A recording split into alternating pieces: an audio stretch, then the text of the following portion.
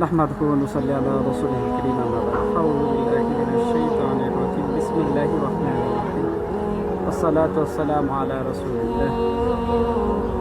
ভাই দোস্ত, আল্লাহ তাআলার দরবারে অগণিত অসংখ্য আমিও গানি যে আল্লাহ সুবহানাহু ওয়া তাআলা আমাদেরকে মুসলিম করেছেন, ইমানের নতুন পরিবর্তন করেছেন। সবাই মেহতারাম দোস্ত বুজুর্গ, আল্লাহ সুবহানাহু ওয়া তাআলার শুকর, আল্লাহ সুবহানাহু ওয়া তাআলা আমাদেরকে মুসলিম বানিয়েছেন। আজকে সারা বিশ্ব যে জায়গাটা নিয়ে চলপা সেটা হচ্ছে গাজা এবং এই গাজার মুসলিম মানুষ। গাজার এই মুসলিম মানুষের পাশে দাঁড়ানো আমি মনে করি প্রত্যেকটা মানুষের ইমানি দায়িত্ব। যাদের সামর্থ্য আছে সামর্থ্য অনুযায়ী ডোনেশন করা। বাংলাদেশেও এরকম একটা সোসাইটি আছে, হাফিজ হুজুর চ্যারিটি সোসাইটি, এরকম একটা কমিউনিটি আছে। এই কমিউনিটি দ্বারা গাজায় মুসলিম মানুষদের ত্রাণ পাঠানো হয়। তারই পাশাপাশি আজকে দেখলাম গাজার উদ্দেশ্যে যে একটা র্যালি কর্মসূচি চলছিল জাহাজে নৌবহরে, সেখানে বাংলাদেশের একটা প্রতিনিধিত্ব দল ছিল শফিকুল ইসলাম।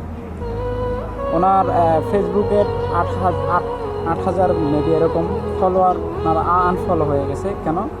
উনি প্যালেস্টাইনকে এবং প্যালেস্টাইনের মানুষদেরকে সহযোগিতা করার জন্য যাচ্ছেন। এই কারণে তো আজকে আমাদের বিবেক কী পরিমাণ আজকে বিবেককে আমাদের ব্রেনকে ওয়াশ করছে। ইহুদি নাসারার ভিডিও আমরা সময় লাগিয়ে দেখতে পাচ্ছি, তাকে সমর্থন করতে পারছি। তবে মুসলিম হয়েও আমি একজন মুসলিমদের পাশে দাঁড়ানোর কারণে তাকে আনফলো করছি। বিবেকের কাছে প্রশ্ন যে আদৌ কি আমি মুসলিম? আমার বিবেক কি এটাও আদৌ সায় দেয় যে আমার দ্বারা এরকম কোনো কাজ হোক, বিরোধী কাজ হোক? এ কারণে প্রত্যেকটা মানুষের জায়গা থেকে অনেকে অনেকভাবে সোশ্যাল মিডিয়ায় অ্যাক্টিভ। অনেক কান্ট্রি এরকম স্বাধীনতা বলে স্বাধীন রাষ্ট্র হিসাবে স্বীকৃতি দিয়েছে। আমাদের বাংলাদেশের প্রতিনিধিত্ব যিনি করছেন ডক্টর ইউনূস, প্রধান উপদেষ্টা, উনিও কিছুদিন আগে বিশ্ব মঞ্চে এই ব্যাপারটা তুলে ধরছেন। গাজার মুসলিম মানুষদের হৃদয় বিতারক যে ঘটনা, এই ঘটনাকে তুলে ধরছে। তো আমি আশাবাদী যে সারা বিশ্ব মিলে এখনও এই সময়গুলো আছে, ইসলামিক দল, এই ইসলামিক কান্ট্রিগুলো যেগুলো আছে, তারা যদি চায় যে এখনও প্যালেস্টাইনকে স্বীকৃতি দেবে, প্যালেস্টাইনকে স্বাধীন রাষ্ট্র হিসাবে ঘোষণা করবে, প্যালেস্টাইনের এই যুদ্ধ বিধ্বস্ত মানুষ, এই যুদ্ধ বিধ্বস্ত যে দেশ, এই দেশটাকে আবার নতুন করে গড়ে তুলবে, তাহলে এই ইসলামিক কান্ট্রিগুলো পারে, আরব কান্ট্রিগুলো পারে। আমি বুঝি না আরব কান্ট্রিগুলো কেন চুপ। আজকে যেই ভাইদের এত খুন, এত রক্ত দেখে আমরা হাসতেছি আর নিশ্চুপ হয়ে আছি, আগামীকালকের জন্য প্রস্তুত থাকেন আপনি, আমিও এই হামলার শিকার হব।